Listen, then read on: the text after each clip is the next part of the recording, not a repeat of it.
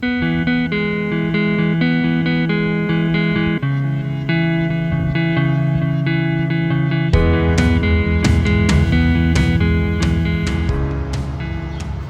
folks, welcome back. Believe it or not, still working on the brakes. Kind of been doing this piecemeal, one piece at a time, replacing what needs to get replaced as I go. And believe it or not, everything has needed to be replaced. So I've basically replaced everything on the entire Jeep. And since I've done it as I go, it's taken 3 times as long to do it. But we're getting near the end, I think. Master cylinder is out. Got the new one.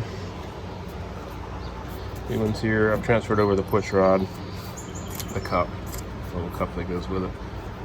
This is the part. There's the part number. That part. It was about $50 on Rock Auto shipped. It came with a different kind of boot, but I couldn't get that to fit over the shaft, and the one that was on the Jeep already fit just fine, so transferred it over. Here's the old one.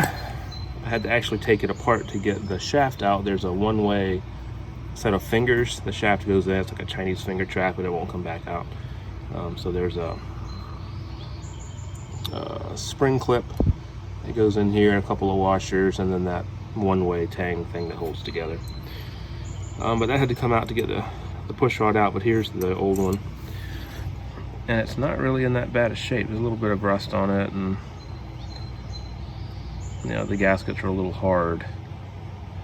But it looks surprisingly good. The bore also looks pretty good, which is, yeah, we'll see. Hopefully this fixes it. And this is the, you can see there's a lot of debris in the fluid that came out of it. Even though the fluid that was in it was clean, when I pulled the lines off, this came out of the bottom of it. I also drained some fluid out of the brake light switch hole down here that's not being used. That was also brown. And so yeah, here's the new one that's going to go on in a minute. And then after that, you can see, if you can, I've got one new brake line here, another here. This one goes to the driver's front. It goes through the frame right here into the front.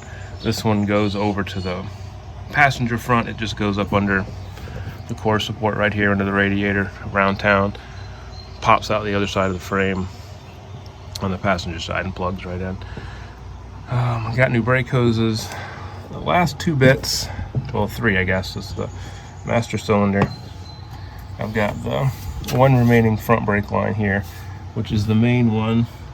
I believe it's this one right here that goes from here down right there, loops and comes back up.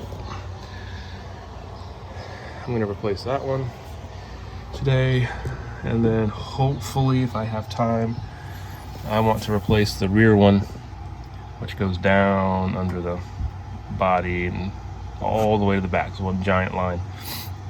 That one's going to be quite the thing, or at least it looks like it will be. But I got to get that in first, and then I'll do the front one. Save the best for last. One thing I noticed on, see if I can get a video of it. I noticed while working on this was the front brake hoses. Yeah, and it started to mark its territory as the weather has warmed up. The front brake hoses that you buy at like Advance Auto and stuff won't actually fit this. They are listed as the right fit, and I'm saying Advance Auto, I can't remember, it was one of the big parts places. I think it was Advance Auto. But you'll know when you look at them. I can get my hand in there. So see how this is, there's a tang right here for this, for your wrench to go on, and the rest of it is, the crimp is just right here. Look how short that is. I mean, it's not even as wide as my finger. But if you look, there's a knuckle right here that the crimp is literally touching and then there's another ridge right here on the knuckle.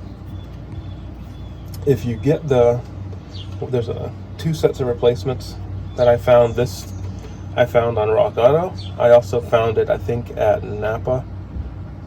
Maybe it was O'Reilly's, but you'll see it. I think it was O'Reilly's. It was like $25 for the one line. This one was $6 on Rock Auto. It's the same brand, or same. It looks identical. It's a different name, but it looks identical. And it's got the smaller, I don't know what to call it, thing here where you put the wrench on it, and then the crimp, whereas the other style has, this piece comes all the way out to here, and then the crimp starts back here. And what happens is it hits where you put the wrench on, the nut there actually hits the knuckle, and that won't let you put the wheel cylinder all the way in. So the wheel cylinder kind of sits cocked off on an angle, like just like that. And that's what was on here, and I didn't know that. I took it off and couldn't get a wrench on it because it's touching the knuckle. You can't get a wrench on there, can't turn it. Took the wheel cylinder out. I took the wheel cylinder out, and then when I put the line back on it, that's when I realized there was a problem. I couldn't get the wheel cylinder to sit straight, and the passenger side was identical. I went and looked at that, and it actually, as it was put back together, they weren't straight either. Someone had left one of the bolts loose and then kind of jammed it in there, and that was just simply because the shank on that brake line was too big. There's one that's this, and there's one like that. Get the small one. Look at the pictures, and that's, I don't know if that applies to the earlier ones, the C104s, or if it's just a bullnose, a feature of the bullnose. But I don't think the front end's changed. I think the front axle was the same. They switched from closed knuckle to open knuckle at some point. But as far as the axle design, I think it was the same Dana 30. So, but interesting thing that put me behind, I had to order new brake hoses because the ones I had were from a local place, or the local parts place, the Advance Auto or whatever. And while they did fit, the length was right, everything was correct about it. The way the shank was designed on it, it wouldn't actually physically fit on the car without you having to leave the wheel cylinder loose. And that might be most likely why when you hit the front brakes, you could hear a lot of clunking coming from the front end, because that wheel cylinder was kind of cocking around in there. So find the smaller ones. It took about an extra week and a half to get those ordered, but they were cheap at least, but more delays.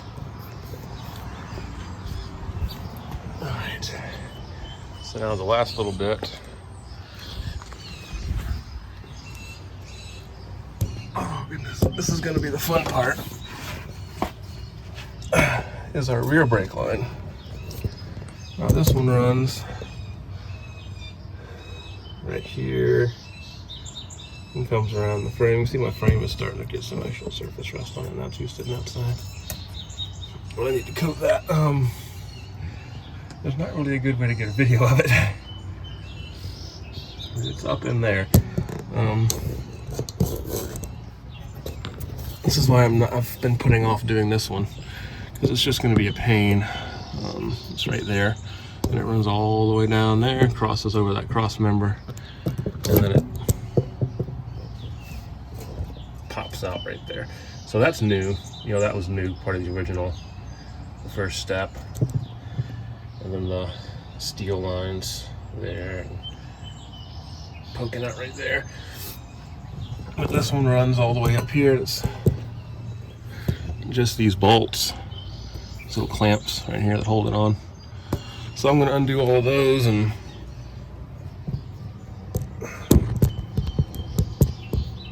maybe get those out. I don't know. We'll see. It's got to come out. I want it to get replaced. And then that'll be it. So we're going to do all that today, I hope. And see how that goes. So it's literally just those two bolts. And it's back in. They're not tight yet. The catch is that in here, okay, They aren't fastened to anything, they're just through bolts. And they are up in here where you can't see.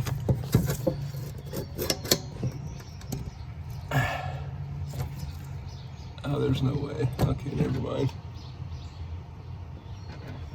I can't even see them. I don't have a light. But there they are. You can see the master cylinder right there at the end of my finger. That's where the piston comes through. There's a bolt there, and one on the other side. Those will actually just spin, which is a very convenient feature. And then you can see up here, right there, that's the end of the brake pedal. So if you push the brake pedal, that's where that goes. There's a little cotter pin that goes in right there. The brake switch, which is hanging down here somewhere because it's loose, it goes in there right here. So that's the brake switch. So that just goes on the pin. The shaft comes through here. The brake master cylinder push rod goes in here, and then the cotter pin goes on there as well to hold it all together. Got a wrench, just kind of hold everything together while I tighten it down, just to kind of lock it in place, and then we'll get those snugged down and hooked back up. I'm not going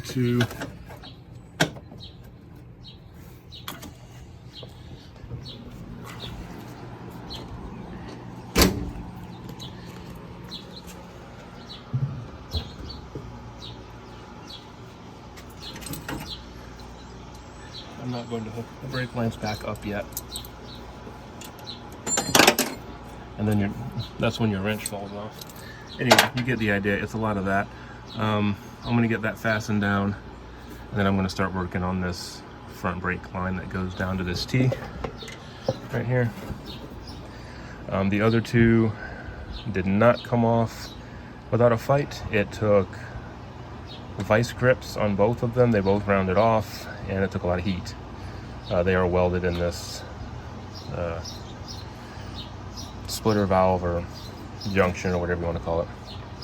And this one is no exception. I've tried to pull on it with the flare nut wrench, and it ain't gonna budge, the same as the others. So I'm gonna go grab my small heating device and get that nice and red, and then I'll pull the rest of this out.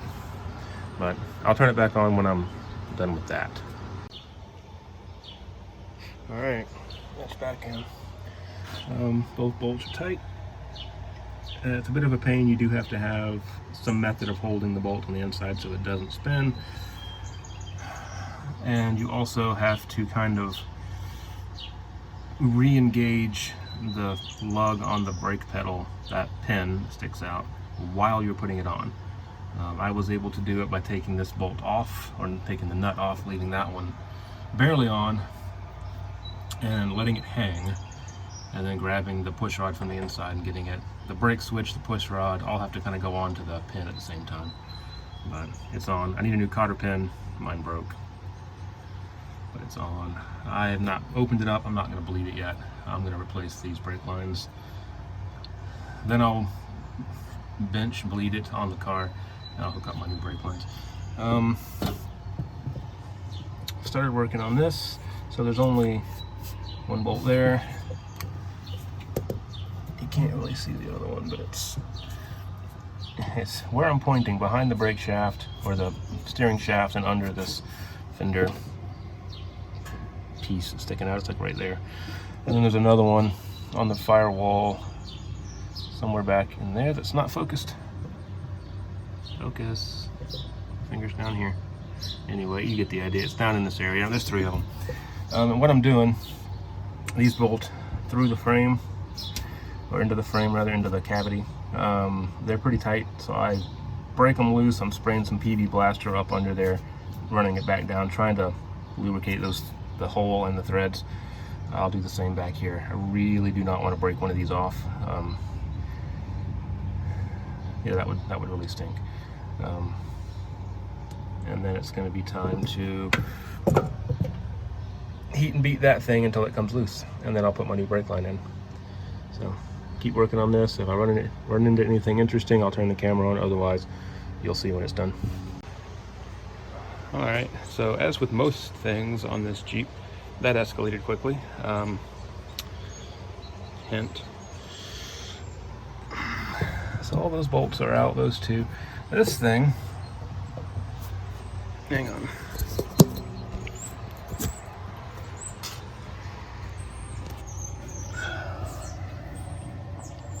So that thing, you can see is rounded off. Then doesn't, well, the flare wrench goes on there kinda. But if you'll notice, it turns. And all that took was 20 minutes of heating it. This guy helped out a lot. If it would focus. Heating it with the torch, a pair of vice grips. And what it wanted to do, since you're pulling this way to loosen it, that's still hot, is it wants to bend this bracket up, and these are brand new brake lines. I really don't want to kink those or mess up the fittings or worse, break this tab off. So it's out, well, it's off, or at least loose. Now it'll turn. So I'm gonna loosen this up, let it dump fluid all over my driveway. And the good thing about having these disconnected is when you get that really hot, it just spits hot fluid out of there. So that's kind of cool. It's now on the ground down there. So I'm gonna loosen this up. I got that bolt way in the back there, contemplating its existence with some PB Blaster. All right, that's next, and this line will be out. Okay, so problem number 672. I got it installed down there. Got it mangled. This thing is a pain in the butt to get in.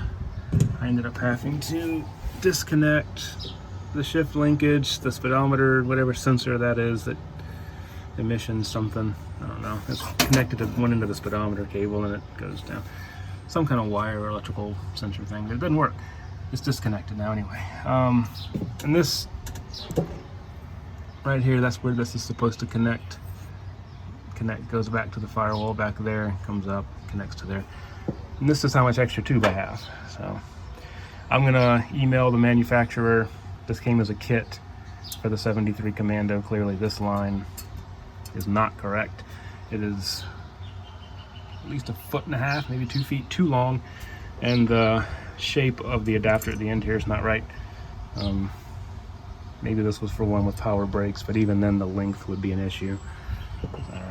So I'm gonna drop that screwdriver for the 55th time. Fits down there mostly. It's a little snug, but it doesn't rub. And it's got the abrasion shield on it anyway. I'm not even gonna finish installing it because I know it's not gonna fit. I'm gonna leave it here. I'm gonna try getting the rear one done, see if that fits. And then if that's the case, I'll email them about this and get a replacement sent out. They had great reviews online from various other car builders, classic cars, that kind of thing. So I'm sure it will be a non-issue. I'm sure they'll take care of it. But it really effing sucks right now because I'm in the middle of this crap. So yeah, deal with it. Old Jeep stuff. So I'm gonna try to get this one done back here and see if that one fits. If that line fits, I'll button it up and at least we'll just have this one line left to deal with. But that does mean like another multi-week setback or worse.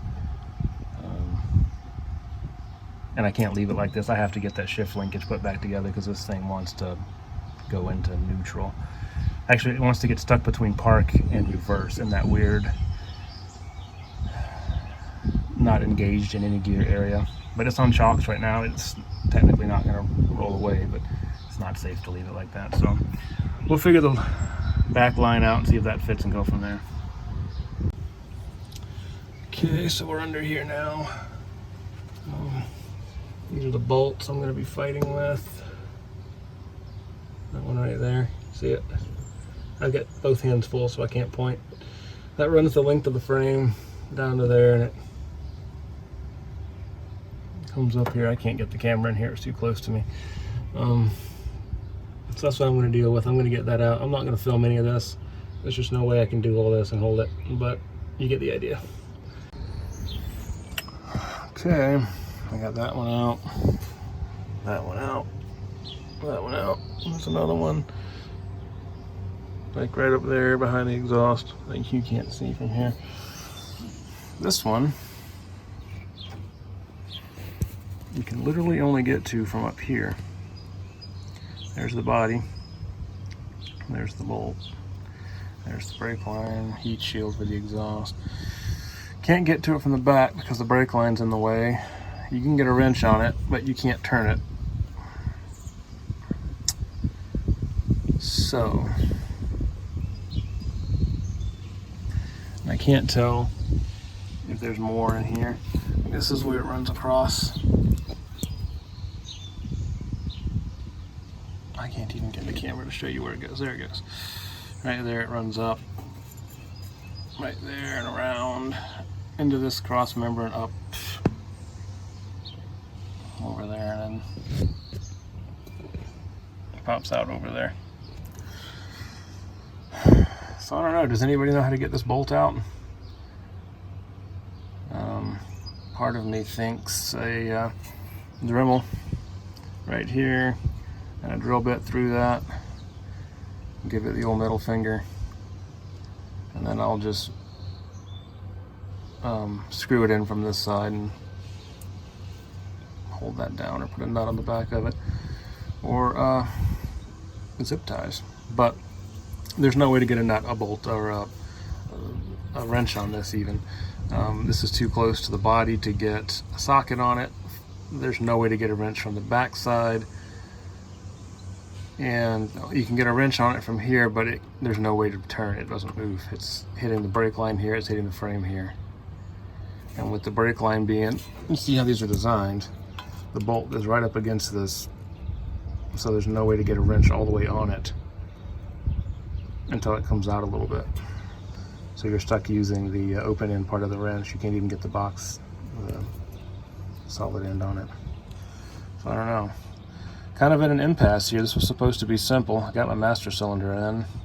Front brake line is the wrong damn part. And the back one looks like it was designed in such a way that the only way to get it off is to take the body off the Jeep. So I guess I'm going to fasten this back down so I don't lose the bolts at least, and contemplate. I've got to talk to the manufacturer of the brake line set and see what they did, why that front one's wrong. And this rear one may have to stay in here. I'm not taking the body off of this thing right now. You know, the body mounts are all there. They're not in terrible shape. One there and there. In theory, I wouldn't have to do much to get it. Let me take these two out, and maybe the rear one, and just put a jack under this incredibly not rusty at all floorboard and lift it up off the body, just off the frame a hair enough to get a socket on it. We'll see. All right, that's where I'm at. Let me get out from under here and get cleaned up, and we'll wrap this thing up for what it's worth.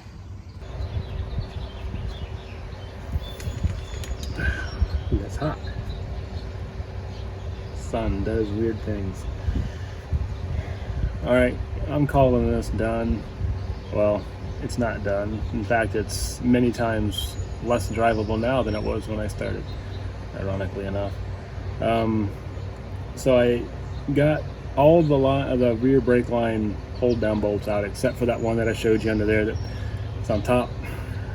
I have an idea about how I might get that out, and it involves some vice grips and maybe a Dremel and a drill. But I stopped and took a look at the rear line that came with this kit as well, just because the front one doesn't fit, and the rear one is not right either.